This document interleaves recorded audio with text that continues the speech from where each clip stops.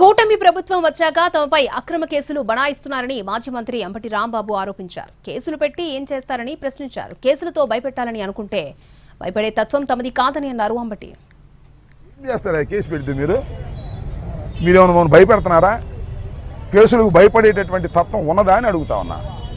ఈ ప్రభుత్వం అధికారంలోకి వచ్చిన దగ్గర నుంచి కేసులు పెట్టాలి, అణచాలి అనేటువంటి ప్రయత్నమే ఈ ప్రభుత్వం చేస్తూ ఉన్నది.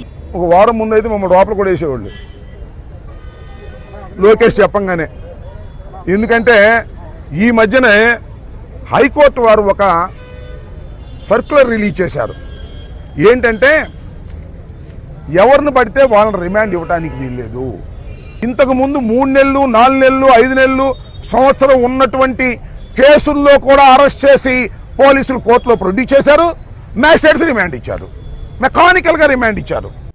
ఏం చేస్తారు కేసు పెడితే మీరు?